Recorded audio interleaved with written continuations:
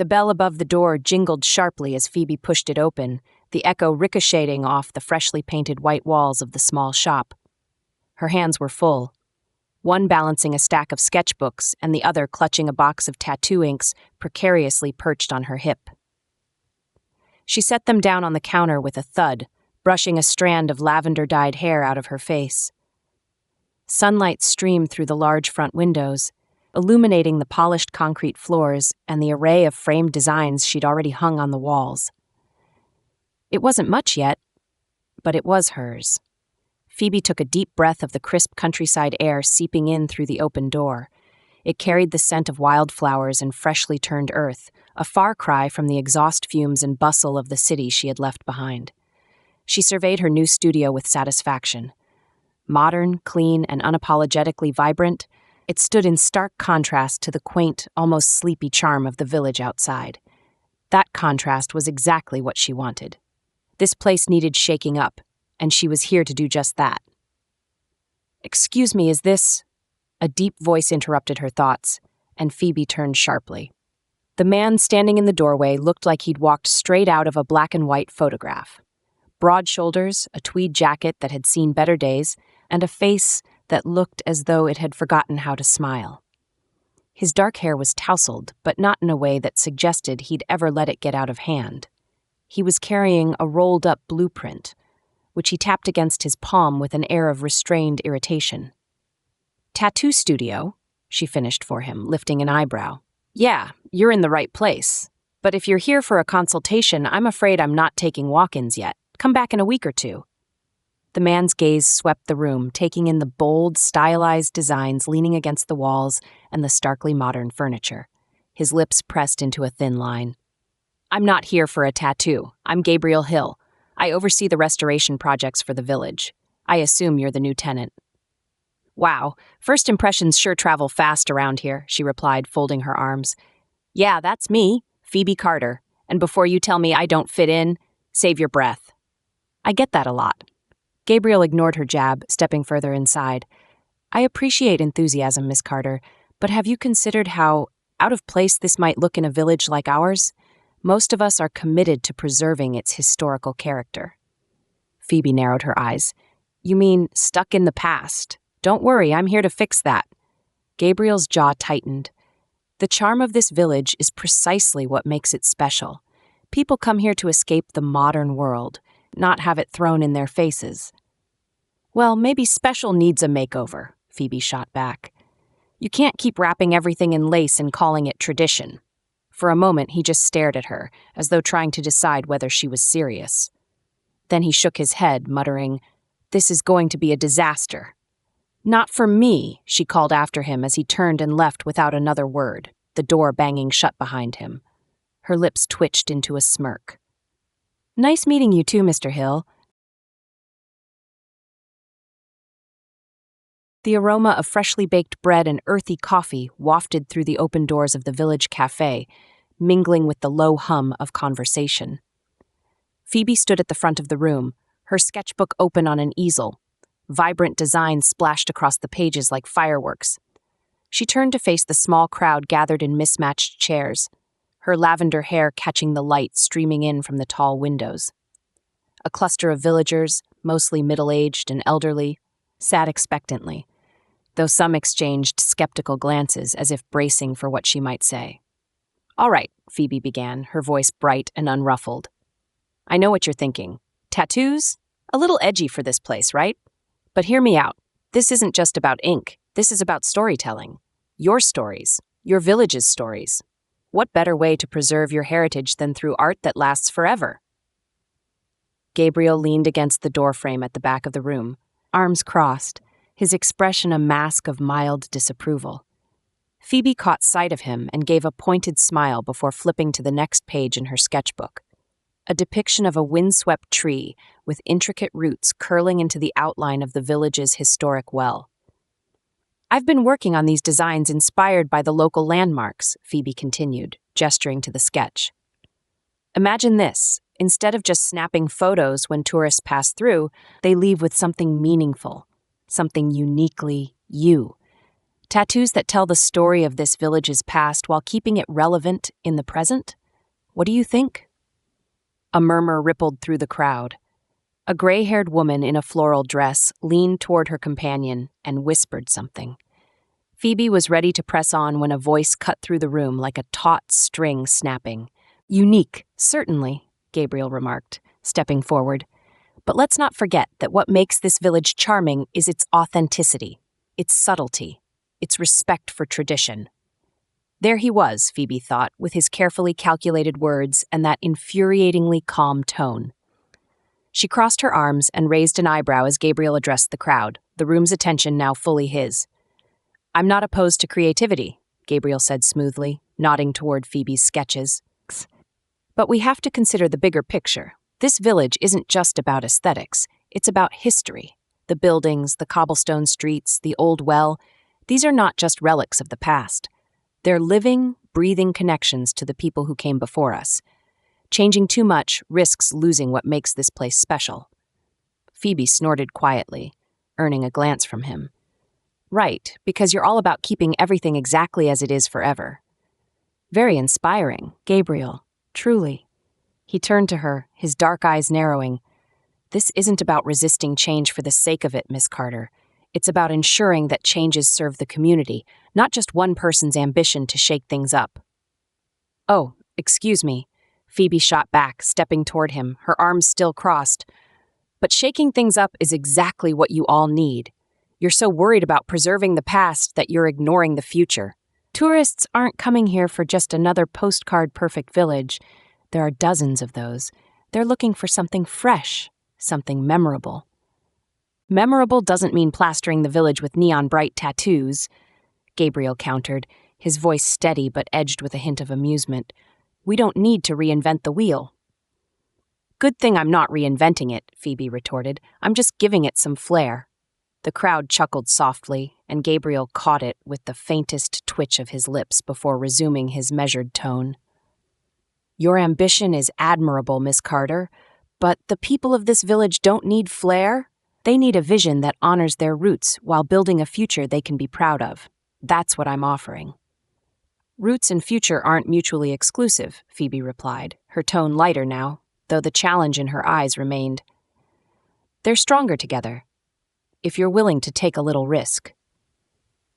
Their gazes locked, the tension crackling like a spark caught in the space between them.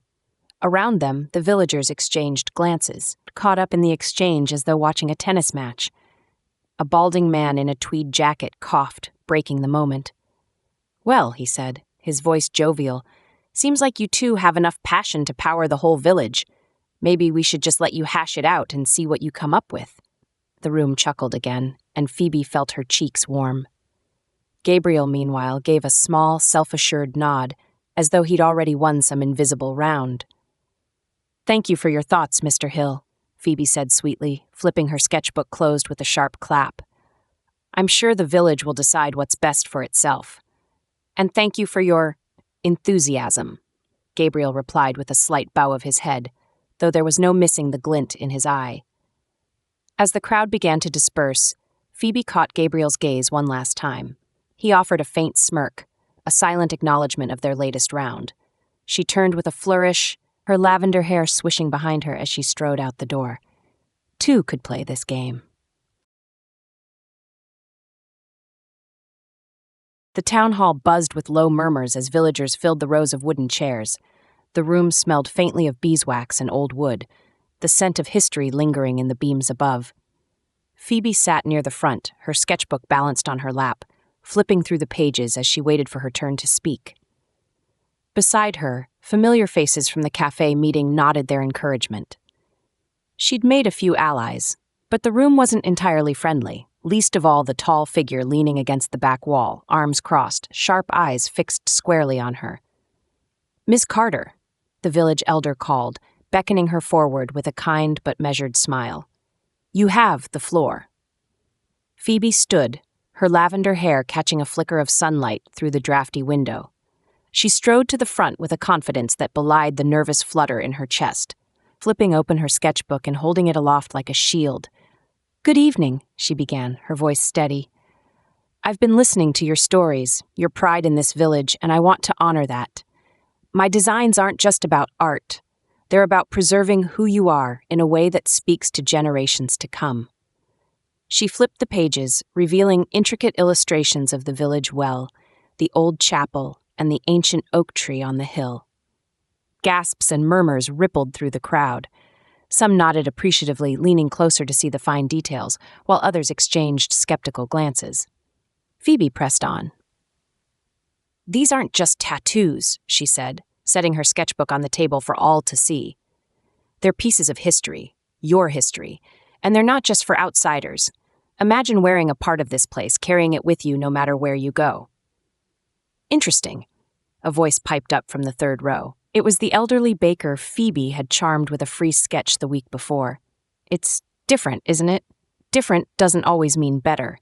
The deep, familiar voice cut through the murmurs like a blade. Gabriel stepped forward, his broad shoulders and calm authority commanding the room. He didn't look at Phoebe as he spoke, addressing the crowd instead. "Miss Carter's designs are creative, I'll give her that, but they're fleeting. Tattoos fade, trends change. Our history is not a trend." Phoebe's jaw tightened. "I'm not saying we replace anything, Gabriel. I'm saying we expand. Tradition isn't static, it evolves." "Careful," he said evenly, finally meeting her gaze. "Evolve too much and you lose the essence entirely." A wave of murmurs broke out, some in agreement, others in protest. Phoebe straightened, her voice rising above the noise. "Gabriel, I understand you want to keep everything exactly as it is, but standing still doesn't mean you're preserving history. It just means you're afraid of the future." His brow furrowed, but she didn't give him a chance to respond. She turned back to the villagers, her expression softening. "I'm not here to erase anything," she said, her voice gentler now. "I'm here to help you tell your story in new ways. Change isn't the enemy. It's how we grow." The room fell into contemplative murmurs, the tension between Phoebe and Gabriel still palpable. As she stepped back to her seat, her sketchbook in hand, their gazes locked again, a silent challenge exchanged. He might have the upper hand with tradition on his side, but she wasn't done fighting. Not by a long shot. The faint light of dusk filtered through the tall, arched windows of the old chapel, casting long shadows over the worn pews and the cracked stone floor. Gabriel's footsteps echoed as he moved slowly through the space, his hands tucked into the pockets of his jacket. He paused near the altar, his gaze fixed on the intricate carvings of vines and leaves that wove their way up the wooden panels. The details were worn smooth by centuries of time, but they were still there, faint, resilient, just like the village itself. "Still here, huh?" The voice broke the heavy silence, startling Gabriel. He turned to see Sam, the gray-haired stonemason, leaning against the doorway with his arms crossed. "Figured you'd be back. You always are when you've got too much on your mind." Gabriel gave a faint huff of amusement, though his eyes didn't leave the carvings. "Just checking on the place. There's a draft coming in through the east wall. We'll need to reinforce it before winter." Sam snorted. "You're always fussing over something, Gabe. It's a wonder this old chapel isn't sick of you yet." Gabriel allowed himself a small smile, but it didn't quite reach his eyes. He walked over to one of the windows where a crack in the glass ran like a scar through the painted image of a saint. His fingertips brushed the edge of the frame. "It's not fussing. It's making sure it lasts. Making sure it all lasts." Sam stepped closer, his boots scraping softly against the floor. "Is that what you told yourself when you took this job, or is it something else keeping you up at night?" Gabriel's jaw tightened, and he turned away from the window. "You wouldn't understand." "Try me," Sam said, his tone gentle but pointed. When Gabriel didn't respond, he continued. "You carry this place on your back like it's your responsibility to keep it from falling apart. But no one's asking you to save it. You know, it's been here a long time. It'll keep standing, even without you chasing every crack and loose stone." Gabriel let out a dry laugh, shaking his head. "It's not that simple. This village, this chapel, the streets and buildings, it's not just about preserving the past. It's about what it means. My parents were married in this chapel. My grandfather carved those pews. This isn't just a job, Sam. It's my family. It's my history. If I let it fall apart, what's left?" Sam studied him for a moment, his expression softening. You're not just afraid of losing the place, are you? You're afraid of what it says about you if you can't keep it together. Gabriel didn't answer right away. He ran a hand through his hair, the muscles in his jaw flexing. Finally, he said, Maybe I am. But that doesn't change the fact that someone has to fight for this. Someone has to care enough to make sure it's here for the next generation. Well, Sam said with a shrug, just don't let it break you in the process, all right? You're allowed to let a crack or two show, Gabe. It doesn't make you weak. Gabriel looked back at the carvings on the altar, his face shadowed but thoughtful. Maybe, he said quietly, but in his heart, he wasn't so sure. The village square was alive with music and laughter, strings of fairy lights crisscrossing overhead and casting a warm glow on the cobblestones below. Stalls lined the edges of the square, their colorful banners fluttering in the evening breeze, while children darted between tables of homemade jams and hand-knit scarves. Phoebe stood near a cart selling mulled cider, her lavender hair tucked under a beanie and her sketchbook clutched to her chest. She had promised herself she wouldn't let Gabriel ruin her night, even if she could already feel his disapproving gaze from somewhere in the crowd. Enjoying the view, Miss Carter? The voice came from behind her, smooth and unmistakably smug. She turned to find Gabriel leaning casually against the cider cart, his tweed jacket somehow managing to look both out of place and perfectly suited to the quaint charm of the event. His dark eyes glimmered with a challenge she'd grown uncomfortably familiar with. Considering it's blocked by you, not as much as I'd like, she replied, arching an eyebrow. Is this where you swoop in to lecture me about respecting village traditions again? Gabriel smirked, taking a slow sip from his own mug of cider. I wouldn't want to interrupt your admiration of our stuck-in-the-past charm. Phoebe rolled her eyes but couldn't suppress the small smile tugging at her lips. Don't tell me you're here to have fun. That's far too modern for someone like you. He chuckled softly, a rare sound that caught her off guard. Even I can make an exception for a good village fete, though I imagine this is a bit tame for your taste. Tame is fine, she said, surprising herself by how softly she said it. Sometimes anyway. They stood in silence for a moment, watching as villagers danced in the square. The music shifted to a lively tune, and a group of teenagers let out a cheer before joining hands in an impromptu circle. Phoebe tapped her fingers against the edge of her sketchbook, unsure how to fill the quiet without snapping at him again.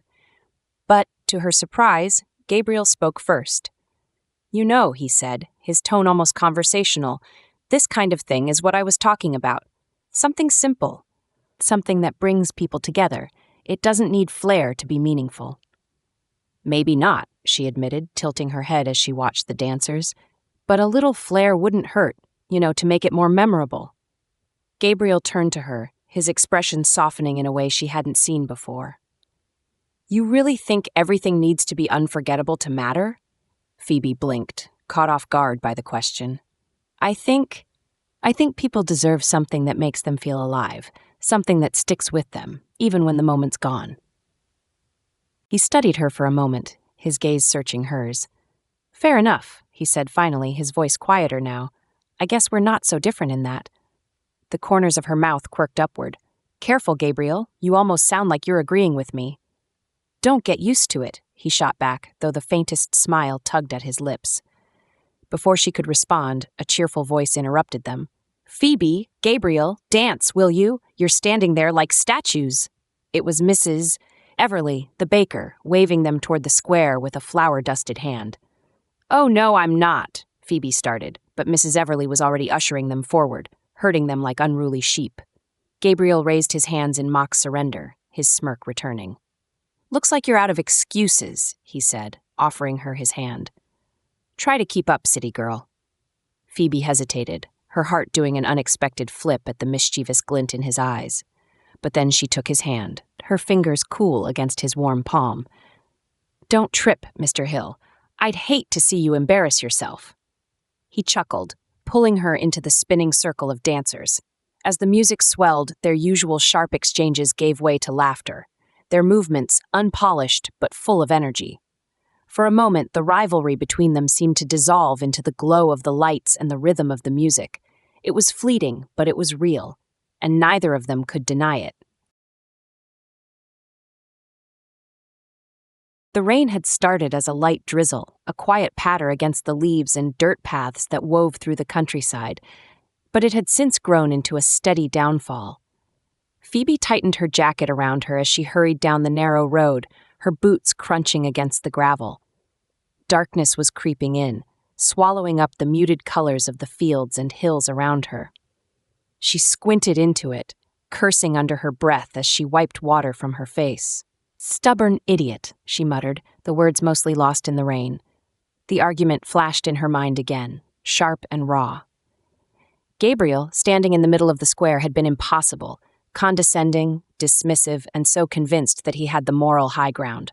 She'd given it right back, of course, her voice rising in defiance until the tension had boiled over. But then he'd walked away. Not just walked, but stormed off, his shoulders rigid, as he disappeared down the road leading out of the village. That had been hours ago, long enough for the clouds to darken and the rain to start falling, long enough for her irritation to fade, replaced by something heavier, something she didn't want to name. He hadn't come back. "Gabriel," Phoebe called, her voice carrying out into the stillness. "This isn't funny. Where are you?" Only the rain answered her. She tried not to think about how many twisting roads there were out here, how easy it would be to lose your way once the sun had slipped below the horizon. The countryside might have been picturesque during the day, but at night it was a maze of shadows and unfamiliar shapes. Phoebe pushed forward, her flashlight beam cutting through the gloom. She'd borrowed it from the cafe, explaining to a baffled Mrs. Everly that she needed to deal with something. "It's not a big deal," she'd said quickly, waving off the older woman's concern. "I'll be right back." Now, as the rain soaked through her jeans and her boots sank into muddy patches, she wondered if maybe she should have let someone else come look for him. Someone who didn't want to strangle him half the time. Someone who wasn't this worried. She called his name again, louder this time, cupping her hands around her mouth. When she thought she heard a faint sound in response, her heart leapt. She turned toward it, her pace quickening. "Gabriel? Was that you?" A figure emerged slowly from the shadows near the edge of the road, huddled against the rain.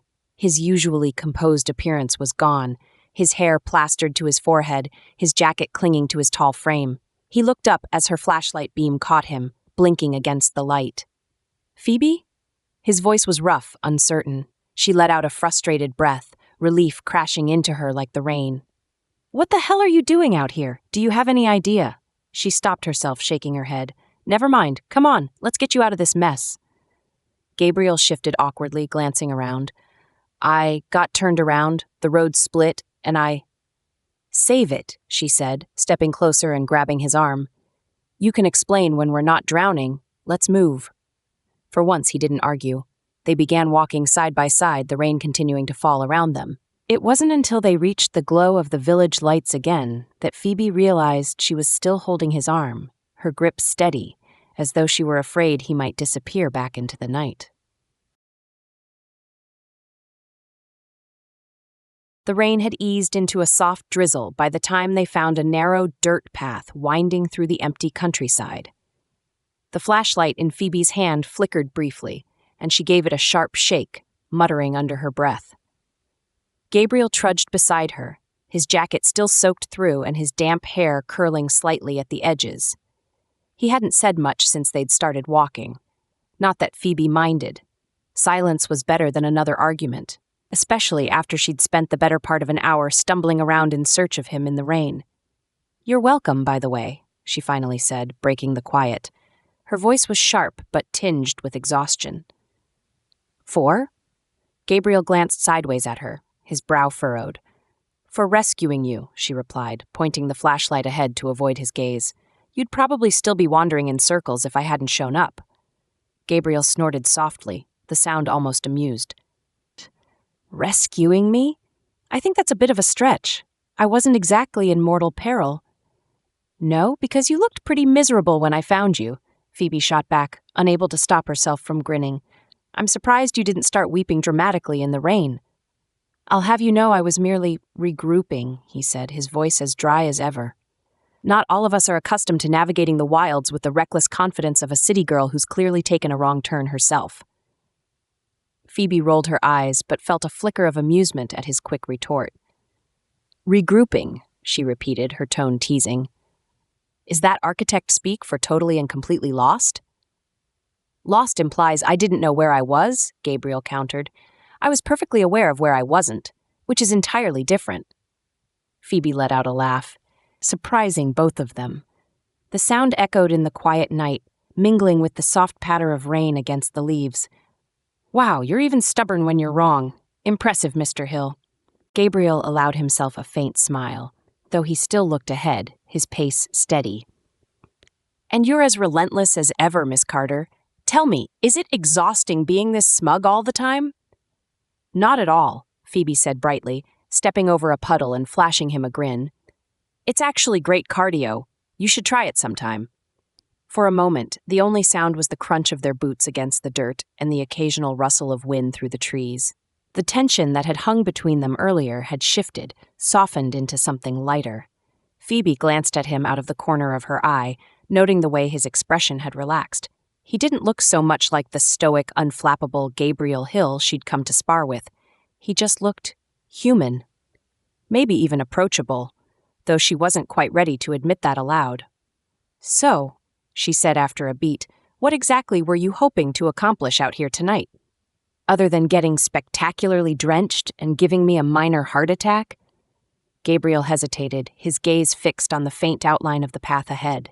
I needed to think, he said finally, his voice quieter than usual.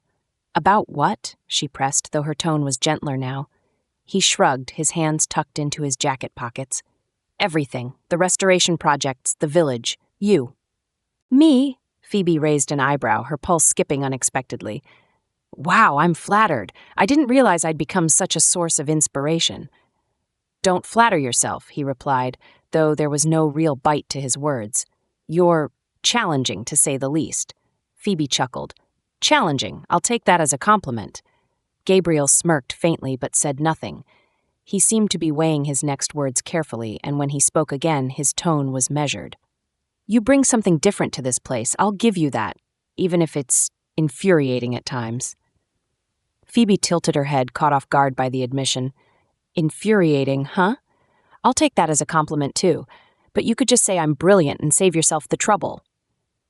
Gabriel let out a soft laugh, an actual laugh, low and brief, but warm enough to make Phoebe's stomach do an odd little flip. Brilliant, sure, he said dryly, though I don't think I've met anyone more determined to prove themselves. Phoebe's grin faltered slightly, though she recovered quickly. Well, when you've spent your whole life having to prove yourself, it kind of becomes second nature. Gabriel glanced at her, his expression shifting. What do you mean? Phoebe shrugged, her grip tightening on the flashlight. Just growing up in the city, surrounded by competition. Everyone's always trying to be the best, the loudest, the most memorable. You either fight for your place or you get lost in the noise. Gabriel was quiet for a moment before responding. That sounds exhausting. It is, but at least it taught me how to fight for what I want. She looked at him, her gaze steady. What about you? Always been the noble keeper of tradition? Gabriel's lips quirked upward briefly, though his eyes were thoughtful. Not exactly. My family's been part of this village for generations. After my parents passed, I guess I felt like it was my responsibility to keep their legacy alive, to make sure the things they cared about didn't get forgotten. Phoebe softened at his words, the weight beneath them. That's a lot to carry. Gabriel nodded, his brow furrowing slightly. It is, but I couldn't imagine doing anything else. This place, it's home. They fell into an easy silence after that, their footsteps sinking as they made their way back toward the village. And for the first time, Phoebe didn't feel the need to fill the quiet with sharp remarks or teasing jabs. It was enough just to walk beside him, their conversation lingering in the space between them like a faint ember, warm and steady. The first pale blush of dawn crept over the horizon, painting the trees and fields in soft hues of lavender and gold. The rain had stopped hours ago, leaving the world damp and glistening, but Phoebe and Gabriel hadn't spoken much since. They walked side by side down the narrow, winding road, the village finally visible in the distance. The silence between them was different now, less tense, more reflective. Even the crisp morning air felt gentler, as though the storm had taken their sharp edges with it. Phoebe adjusted her flashlight, though it was no longer needed, and gave a quiet sigh. Her lavender hair clung slightly to her damp jacket, and she could feel the weight of her soaked jeans sticking to her legs.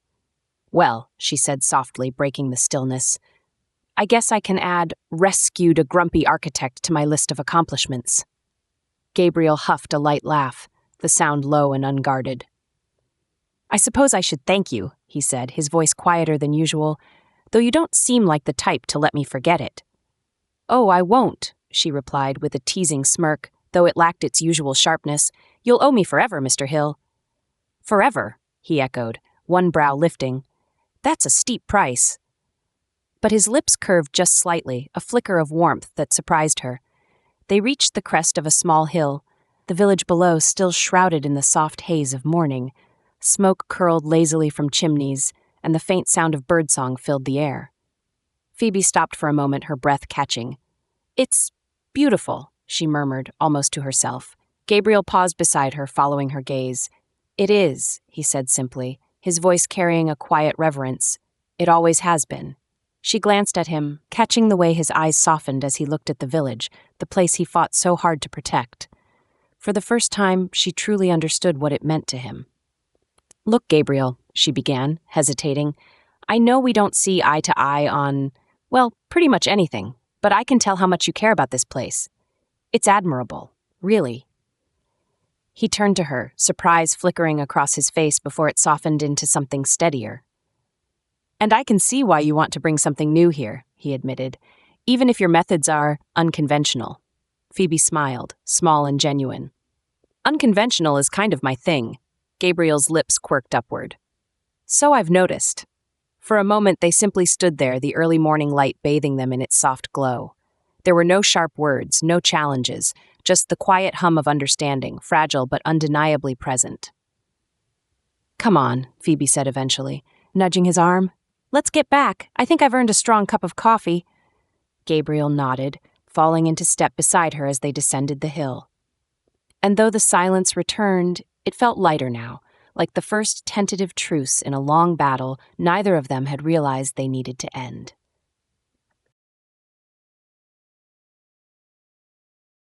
The soft chime of the studio bell broke the quiet as Phoebe stepped inside, brushing the last drops of rain from her jacket. The studio felt warmer in the cool morning light, the scent of ink and freshly brewed coffee mingling in the air. She set the steaming cup she'd picked up from the cafe on the counter and exhaled deeply, the events of the previous night still clinging to her like the dampness in her clothes. She was exhausted, but something else churned beneath her fatigue, a restlessness she couldn't quite name. She hadn't expected him to follow her. Yet a few moments later, Gabriel appeared in the doorway, his tall frame blocking out the sunlight. His hair was still slightly tousled, darker at the edges where it had dried unevenly. He hesitated, one hand gripping the doorframe, as though debating whether to come in or turn back. "You know," Phoebe said without looking up, her voice cutting through the quiet, "most people would take a hot shower after getting caught in the rain, not wander around looking like a lost puppy." Gabriel smirked faintly, stepping inside and letting the door click shut behind him. "I could say the same about you. I take it sleep wasn't on your agenda?" Phoebe shrugged, fiddling with a pen on the counter. "Got too much on my mind, I guess." She glanced up at him, her eyes catching the way his softened when he met her gaze. "What about you? Didn't think I'd see you again so soon?" He leaned against the counter, close enough that she could catch the faint scent of rain still clinging to his jacket. "Didn't think I'd be here either," he admitted, his tone unusually unguarded. "But I figured I owed you a proper thank you for last night." "Don't worry about it," Phoebe said with a small wave of her hand, though her voice was quieter now. "Besides, I'm keeping that one in my back pocket for when you annoy me again." Gabriel chuckled softly, the sound warm in the quiet studio. For a moment they stood there, the silence stretching between them, heavy with unspoken things. Phoebe tapped her fingers lightly on the counter, trying to steady herself under the weight of his gaze. She wasn't used to this pull that felt like it might grow stronger if she let it. "Well?" she said finally, her voice breaking the tension like a knife through glass. "You've said your thank you. Guess you can go back to glaring at me during town meetings now." But Gabriel didn't move. Instead, he tilted his head slightly, his brow furrowing as though he were trying to piece her together like one of his blueprints. "You're not what I expected," he said quietly. Phoebe blinked, caught off guard. "And what exactly did you expect?" His lips curved, just barely. The faintest shadow of a smile, someone easier to argue with. Her laugh was soft, almost hesitant. "Well, sorry to disappoint." "You don't," he said, his voice barely above a murmur. The words hung between them, fragile and unsteady, until Phoebe shook her head, breaking the moment. "Careful, Hill," she said lightly, though her chest tightened as she turned away. "You might accidentally say something nice one of these days." Before he could respond, the bell above the door jingled again as she grabbed her coffee and moved to the back of the studio. Gabriel stayed where he was, watching her go, the corner of his mouth twitching upward as though he'd almost smiled. Almost. And just like that, the distance between them returned, but it wasn't the same as before. Something had shifted, quiet and unspoken, but undeniable all the same. The hum of chatter filled the village square as the morning market bustled with life. Baskets brimmed with fresh produce, jars of honey sparkled in the sunlight, and the subtle scent of lavender wafted through the air. Phoebe stood beside a stall, inspecting a small carved wooden fox that an elderly artisan had proudly displayed. Her lavender-dyed hair caught the light, and though she wore a bright smile, there was something distant in her eyes. She had felt it all morning, the strange looks, the whispers that stopped as she passed, the weight of something she couldn't put her finger on. "Phoebe?" A chipper voice called out, breaking her thoughts. It was Clara, the musician she'd been collaborating with for the festival. The young man jogged toward her, his guitar strapped across his back and a wide grin on his face. "I just finished tweaking the set list for the festival. I think it's going to be amazing." Phoebe returned his smile, grateful for the friendly face. Clara's enthusiasm was infectious, and working with him had been one of the few things keeping her grounded lately. "I can't wait to see it all come together," she said. "Thanks for being so patient with me and my 5 million suggestions." "Are you kidding? You're the only one who gets my obsession with adding those crazy harmonies," Clara replied with a laugh.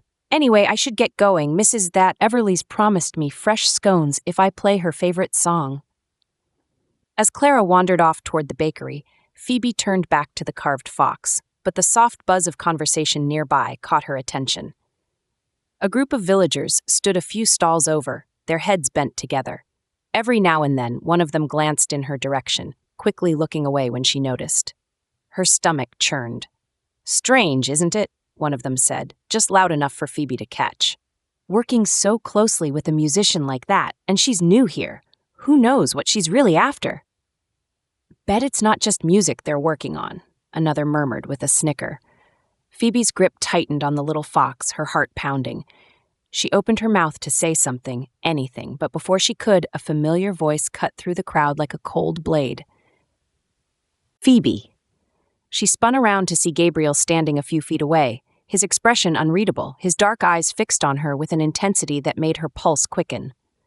He wasn't in his usual tweed jacket today. Instead, he wore a plain button-up shirt, the sleeves rolled up as though he'd been working. Something in the way he stood, stiff and unmoving, sent a chill down her spine. "Gabriel," she said, her voice cautious. "Hey." "I need to talk to you," he said, his tone clipped. "Privately." Phoebe blinked, the unease growing in her chest. "Sure," she said slowly, setting the wooden fox back down. She followed him to a quiet corner near the edge of the square, where the noise and bustle of the market faded into the background. "What's going on?" Gabriel turned to face her, his jaw tight. "I've been hearing things." It hit her like a slap, the weight of his words settling heavily between them. "What things?" she asked, though she already had a sinking feeling she knew the answer. His expression darkened, his brows knitting together. "About you and Clara." She almost laughed, the accusation so absurd it barely felt real. Wait, you don't believe that nonsense, do you? Gabriel, come on.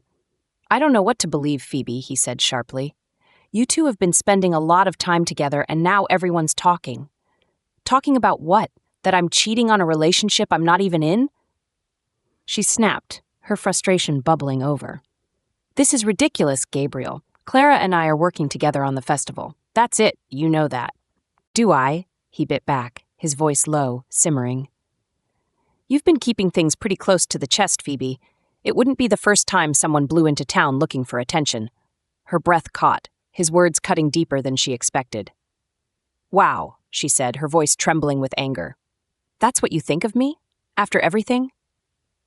Gabriel looked away, his jaw tightening. I'm just saying it's hard to tell where your priorities lie sometimes. You've made it very clear that you'll do whatever it takes to make your mark here. Phoebe stared at him, the hurt twisting in her chest until it was hard to breathe. You don't trust me, she said quietly, the realization settling like a stone in her stomach. After all this time, after everything I've tried to do, you still don't trust me. It's not about trust, he said, but his voice lacked conviction. Yes, it is, she shot back. You're so afraid of change, of anyone who challenges your perfect little world, that you'd rather believe a stupid rumor than actually listen to me. For a moment, he didn't respond, his gaze hard and distant. Then he turned, his movements stiff, and walked away without another word, leaving her standing there alone, the weight of his doubt pressing down on her like a storm cloud.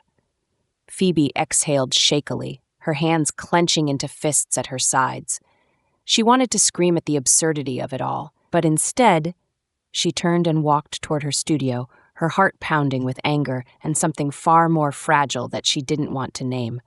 If Gabriel Hill wanted to push her away, he was doing a damn good job of it. The studio was quiet, save for the soft scratch of Phoebe's pencil against paper. She sat cross-legged on the worn leather couch, a blank canvas propped on the coffee table in front of her. The room felt empty, the usual hum of creativity dulled into silence. Her sketchbook lay open, but her hand moved aimlessly, tracing lines with no real purpose. The designs she usually created with such vivid intent now blurred together, lifeless and uninspired. She stared at what she'd drawn, a tree with tangled roots, twisting into patterns that didn't quite connect. It felt wrong, incomplete, much like the mess she couldn't seem to untangle in her own chest. She pressed the pencil harder, the lead snapping against the page with a sharp crack. Letting out a frustrated sigh, she tossed it aside and leaned back, her head thudding softly against the couch. Why was it that no matter how far she ran, no matter what she built for herself, there was always something, or someone ready to tear it down? Her gaze drifted to the windows, where the village stretched out before her, bathed in the muted light of late afternoon. The cobblestone streets, the curling smoke from chimneys, the quaint rooftops nestled against rolling hills, it all felt so far removed from the life she'd known. She'd come here to start over, to prove she could be more than what she'd been in the city. And for a while, it had felt like she could. But now it felt like she was fighting a battle she couldn't win. Gabriel's words still echoed in her ears, sharp and cutting, each one a reminder of how easy it was for people to doubt her. He didn't trust her. And wasn't that the story of her life? The city had taught her to be tough, to wear her ambition like armor, but here, where everything was slower, more personal, that armor made her look like a threat. She closed her eyes, her chest tightening as the thought crept in, uninvited but undeniable. Maybe this wasn't the place for her after all. Maybe trying to carve out a space for herself in this village, for her art, for her voice, was a mistake. But the idea of leaving felt like defeat. And Phoebe Carter wasn't supposed to lose. Was she? The late afternoon light slanted through the studio's windows, casting long golden streaks across the polished concrete floor. Phoebe stood at her workbench, absently sketching on a loose sheet of paper. The lines were jagged, messy, without direction, without purpose. Her pencil hovered, then dropped with a clatter as she exhaled sharply, rubbing a hand over her face. The frustration was a familiar weight now, pressing against her chest with a suffocating persistence. She barely registered the sound of the bell above the door until the sharp click of boots on the floor pulled her attention. She spun around, and there he was, Gabriel Hill, standing in the doorway, his jacket loose over his shoulders and his expression hesitant. No, not hesitant, stricken, as though he'd spent the hours since their last confrontation carrying the weight of something he couldn't quite name. Phoebe's eyes narrowed. "If you're here to question my integrity again, you can turn right back around," she said coldly, her voice cutting through the silence. Gabriel flinched slightly, but then he stepped further inside, letting the door swing shut behind him. He didn't reply right away, and that only made her irritation spike further. "Well?" she snapped, crossing her arms over her chest. "Got something to say, or are you just here to glower at me?" "I was wrong," Gabriel said, his voice quiet but firm. The words hung in the air, startling her into silence. He took a step closer, his dark eyes meeting hers, unguarded in a way she wasn't used to. "About everything. About you." Phoebe blinked, the sharp retort on her tongue faltering. She frowned, her arms still folded, as if the gesture could shield her from whatever this was. "What's that supposed to mean?" she asked, though her voice was softer now, wary. Gabriel sighed, running a hand through his hair, disheveling it in a way that made him seem entirely unlike the poised, composed man she'd come to know. "I shouldn't have listened to the rumors," he admitted, his tone almost harsh, though not at her. At himself. "I shouldn't have doubted you, what people were saying about you and Clara." He shook his head, his jaw tightening. "It was unfair and cruel. And You believed it," she interrupted, her voice low but steady. She didn't waver under his gaze, even as her throat tightened. "You didn't even bother to ask me what was going on. You just assumed the worst." "I did," he admitted, his voice breaking slightly under the weight of the words. "I assumed the worst because it was easier than—" He stopped himself, exhaling shakily. "Because I didn't want to admit that Another pause, and this time his gaze dropped to the floor. "That I care about you." The silence that followed was deafening. Phoebe stared at him, her arms slipping to her sides as if the words had physically disarmed her. "What?" she finally managed, her voice barely above a whisper. Gabriel looked up, his expression raw, unguarded in a way that made him seem like a completely different man. "I care about you, Phoebe, more than I wanted to admit to myself. And when I heard those rumors, it wasn't just about the village or your ideas or anything else. It was jealousy. I thought—" He broke off, shaking his head. "I let myself believe in something ugly because it was easier than facing the truth, that I was afraid of you, of what you make me feel." Phoebe's breath caught, her heart pounding fiercely in her chest. She could see it, the vulnerability in his eyes, the cracks in his usually stoic expression. He wasn't lying. He wasn't deflecting. He was laying himself bare, and it terrified her as much as it made something in her chest ache. "I don't know what to say," she admitted, her voice soft, uncertain. She turned slightly, her hands brushing against the edge of the workbench behind her, as though she needed something solid to hold on to. "You don't have to say anything," Gabriel said quickly. I needed you to know. I needed to apologize. For doubting you, for hurting you. I've spent so much of my life trying to control everything, to protect this village, to protect myself, and then you came in like a storm and I didn't know how to handle it." He smiled faintly, ruefully. "You unsettle me, Phoebe Carter, and I think I was punishing you for it." Phoebe let out a soft laugh, though it was tinged with something bittersweet. "Well, congratulations," she said lightly, though her voice trembled. "You're pretty good at punishing." Gabriel's brow furrowed, his regret unmistakable. "I don't want you to leave," he said suddenly, his voice firm. "I know I've made it hard, but this village needs you. I need you." Her breath hitched at the admission, and she looked away, blinking rapidly. "Gabriel, you don't get to just say things like that and expect them to fix everything." "I know," he said simply, "but I'm not asking for forgiveness, not yet. I'm asking for a chance to prove that I can be better, that we can be better." Phoebe met his gaze again, her chest tight with a mix of anger, hope, and something she wasn't ready to name. "You've got a lot to prove, Hill," she said finally, her voice soft but steady. Gabriel's lips curved into a faint, tentative smile. "I know, and I will." For the first time, she let herself believe him, just a little. The studio was unusually quiet as Gabriel stood at Phoebe's workbench, his fingers tracing the edge of her latest sketch. The design was bold, intricate, and unmistakably hers, a swirling fusion of geometric shapes and natural elements, with an oak tree's roots weaving into the cobblestone patterns of the village square. It was unapologetically modern, yet there was something timeless about it, as if it had always belonged here. "This," he said finally, his voice low but thoughtful, "has potential."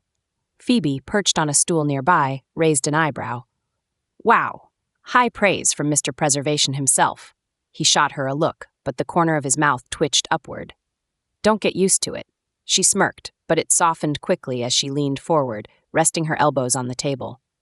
"Look, Gabriel, I know we don't always see things the same way, but maybe that's the point. Tradition and modernity aren't enemies. They can work together, if we let them." Gabriel tilted his head, eyeing her carefully. "You want to blend them." "Exactly," she said, her voice gaining momentum. She reached for another sketch, this one featuring the old chapel, its stained glass reimagined with bursts of vibrant color. "Think about it. The soul of this village stays intact, but we breathe new life into it. We honor the past and create something for the future." Gabriel studied her for a long moment, then nodded slowly. "What if we start with the festival?" he suggested. "A joint project, something that shows the village what that blend could look like." Phoebe blinked, surprised. "You mean us, working together?" "You said it yourself," he replied, his tone dry but warm. "Tradition and modernity aren't enemies. Let's prove it." For once, Phoebe didn't argue. She smiled instead, that familiar spark in her eyes. "All right, Hill, let's make something unforgettable." The village square was alive with color, sound, and light. Strings of lanterns crisscrossed overhead, their warm flicker casting a soft glow over the cobblestones. Stalls lined the edges of the square, bursting with flowers, crafts, and food, while the music of a lively folk band carried on the evening breeze. Children darted through the crowd, their laughter ringing out as they chased each other, ribbons trailing from their hands. The air was thick with the scent of roasted chestnuts and honey-sweetened cider, and the energy of the festival seemed to hum in every corner of the square. At the center of it all stood the newly unveiled mural, a stunning fusion of Phoebe's bold modern artistry and Gabriel's reverence for the village's history. It stretched across the side of the old stone library, a masterpiece of intricate detail and vivid color. The ancient oak tree from the hill was there, its roots intertwining with cobblestones that formed a map of the streets. Above the tree, the village chapel stood proud, its stained glass reimagined in dazzling hues that caught the light of the lanterns. Around it all, fragments of poetry from the village's archives wove through the design, words both old and new, coming together into something timeless. Villagers gathered before the mural, their faces lit with wonder and pride. Phoebe stood at the edge of the crowd, her lavender hair tucked behind her ears, the corner of her mouth twitching upward as she watched their reactions. She folded her arms, trying to appear casual, but there was no mistaking the gleam of pride in her eyes as her gaze swept over the artwork. "Not bad, Carter," a familiar voice drawled beside her. She turned to find Gabriel standing there, a cider in his hand, his dark eyes reflecting the glow of the lanterns. He was dressed simply but neatly, his jacket slung over one shoulder, and for once, he wasn't wearing his usual reserved expression. There was something softer in his face tonight, an openness she rarely saw. "Not bad," Phoebe repeated, raising an eyebrow. "That's all you've got? We just made history here, Hill. Don't hold back on me now." Gabriel smiled faintly, the kind of smile that crept up slowly, unbidden, and made her chest flutter in a way she wasn't ready to acknowledge. "All right," he conceded, tilting his head toward the mural. "It's stunning. You were right. The village needed this." "I'm sorry, what was that?" she teased, leaning closer as though she hadn't heard him. "Could you say it a little louder for the people in the back?" He chuckled, shaking his head. "Don't push your luck." "Too late." She grinned, nudging him with her elbow. "But thanks, really. I couldn't have done it without you." Gabriel turned to look at her, his smile fading into something more thoughtful. "And I couldn't have done it without you," he said softly. "You gave this village something it didn't even know it wanted, something it needed." Her teasing expression faltered, and for a moment she didn't know what to say. The sincerity in his voice was disarming, stripping away the walls she'd spent so long building. "Well," she said finally, breaking the tension with a small laugh, "I guess that makes us a good team." "Guess it does," he said, his voice quieter now. Before either of them could say more, Mrs. Everly appeared out of nowhere, a tray of pastries in her hands and a beaming smile on her face. "Phoebe! Gabriel! There you are!" she exclaimed. "Everyone's been raving about the mural. You two should be out there, taking a bow or something." "We're good here," Phoebe said quickly, waving the older woman off with a laugh. "Nonsense," Mrs. Everly declared, setting the tray down and grabbing both of their wrists. "Come on. The villagers need to see the artist responsible for this masterpiece." Phoebe groaned dramatically, but Gabriel didn't resist, allowing himself to be dragged toward the gathering crowd. Once there, Mrs. Everly clapped her hands and called for attention, her voice carrying over the music. "Everyone," she announced, "let's give a round of applause to these two for bringing our past and future together in such a beautiful way." The crowd erupted into cheers and applause, and Phoebe felt her cheeks flush. She glanced at Gabriel, who offered her a small, knowing smirk. "I told you this was your moment," he murmured. "Our moment," she corrected, bumping his shoulder lightly. He didn't argue. As the applause died down, the band struck up a lively tune, and the villagers began pulling each other into the square to dance. Mrs. Everly was the first to grab a partner, dragging Eric, the butcher, into an enthusiastic jig. Phoebe laughed, shaking her head at the sight. "Come on," Gabriel said suddenly, holding out his hand. Phoebe blinked at him. "What?" "You heard Mrs. Everly," he said, a rare mischievous glint in his eyes. "Time to celebrate." "You actually want to dance?" she asked, incredulous. "Don't make me regret this," he warned, but his hand remained steady between them. Smiling, Phoebe slid her hand into his. "All right, Hill, let's see what you've got." As they joined the swirling dancers in the square, laughter bubbled between them, light, easy, and unguarded. For the first time, the lingering tension between them dissolved, leaving only the spark of something new, something real.